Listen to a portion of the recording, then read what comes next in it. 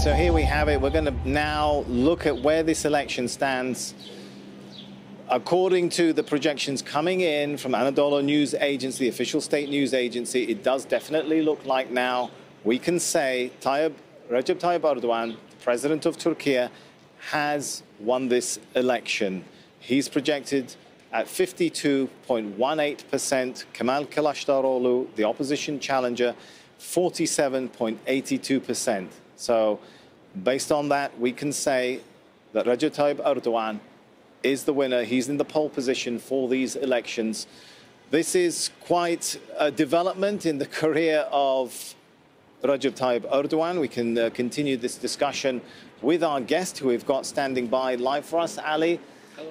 Çakıroğlu, good to have you with us from Koç University. So it looks like indeed we have a winner, right? Well, most likely the official results will also follow. And what's most striking here is that Erdogan, despite the economic crisis, despite the two massive earthquakes, was still able to maintain its basis of support. The character of that support is clearly conservative, and it means a continuation of policies that Erdogan has been following. So the big issue now is, if there is going to be a continuation, how are they going to handle the country's economic situation and the foreign policy challenges? All right. So those are the issues now I think we need to discuss, because the elections are behind us. All right, but before we start looking at that, can we ask the question of what did it for Erdogan yet again? As you said, there were some who had their skepticism because of the earthquake, Sure, because of the economic situation. What helped him to clinch it yet again? Well, the central Anatolian provinces clearly are looking for his leadership, his charisma, and a following of his conservative stance.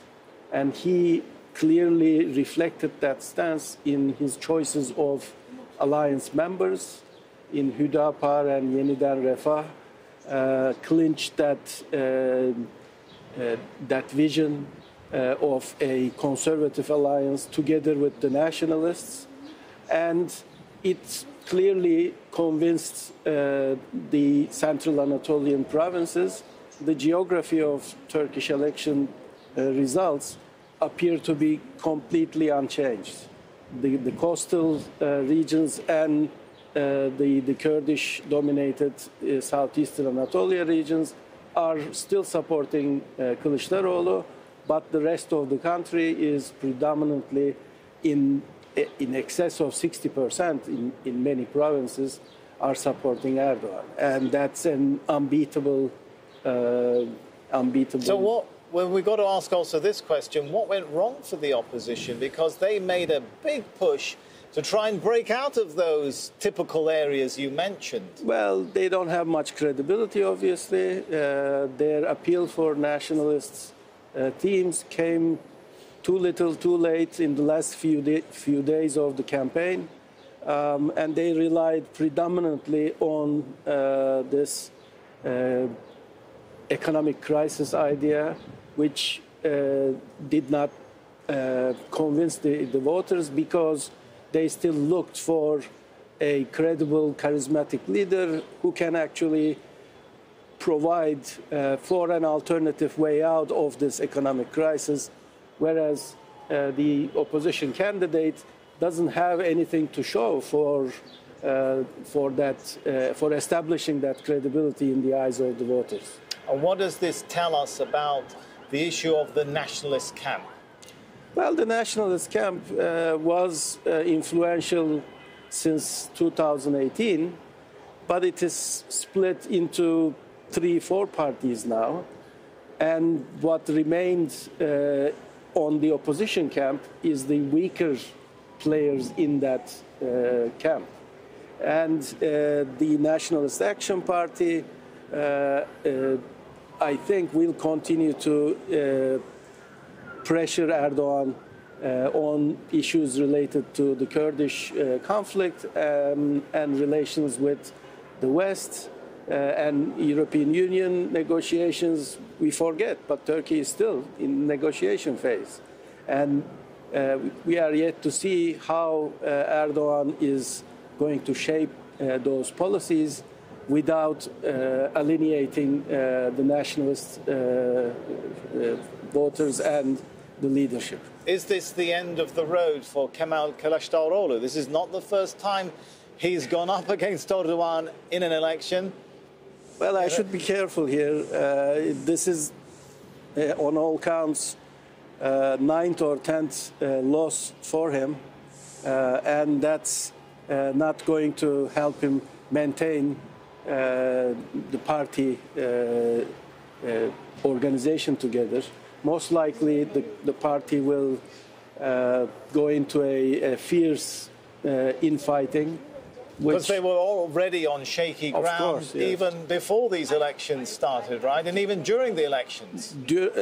Right after the first round, there was a bit of finger pointing. They basically sacked their campaign managers.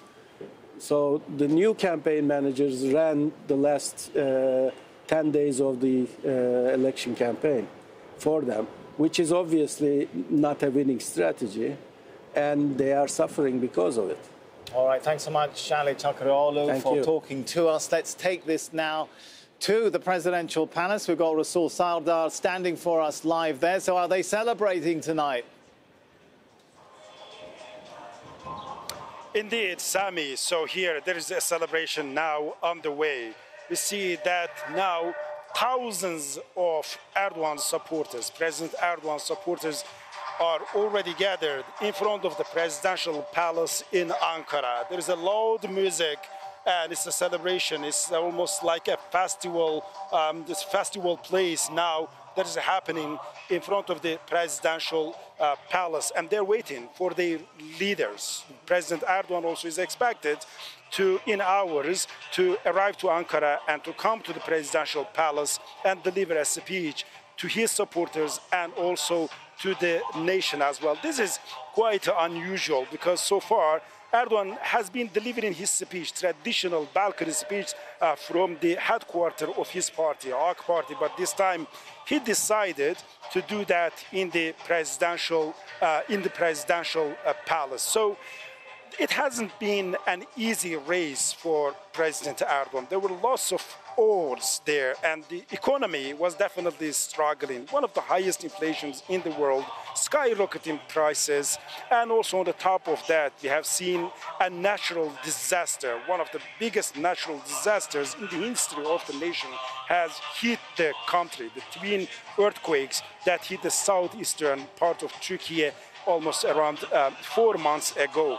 13 million people have been affected. More than 50,000 people have died and hundreds of thousands injured. So tens of thousands of the buildings were either collapsed or heavily damaged. So despite all of that, he could keep the momentum and convince the nation that he is still the best politician that can deliver on the promises. He convinced his supporters that he can rebuild the country, and he convinced the nation that he can recover the economy.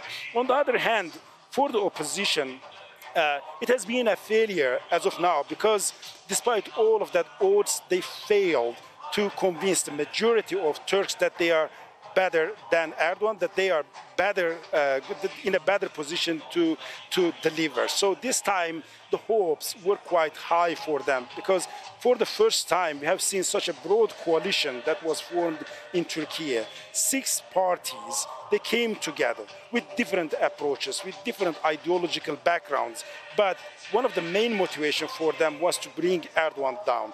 And they came together, they prepared a roadmap, and also they have chosen the Kemal Kılıçdaroğlu, the opposition leader, as their unity leader. So the hopes were very, very high. But in the first round, we have seen that he received 44.9% of the votes, while Erdogan got 49.5% of the votes. So he led roughly around by 5 points in the first round. And for the second round, another race has started. So it was the first time in the nation's history that we have witnessed the second round. So there hasn't been any runoff before in the nation's history. So this was the first one. And that's why it was quite difficult to predict how is going to be the reaction of the voters in this country, as it has never been tested before. But we have seen that Erdogan secured the majority of the votes, and according to presidential sources, for now, more than 96% of the votes are counted. He is still leading by something around 52%. So from now on, one of the main challenges for the opposition is definitely going to be how to keep the unity, because there are going to be lots of criticism, and particularly for Kemal Kılıçdaroğlu, it is going to be quite tough, because since assuming the office in 2010 on as the head of the leader of the People's Republican Party, he has lost several elections in this country. But this time, as he could galvanize all of that support of the opposition behind himself, it was expected that he could win. So he and his supporters have believed that. However, as I said, he has failed to secure the majority of the votes in the country. So that's why this election could potentially cost his political career. He wanted to go down in history as the one who defeated Erdogan, but that didn't happen. It didn't happen in this election as well.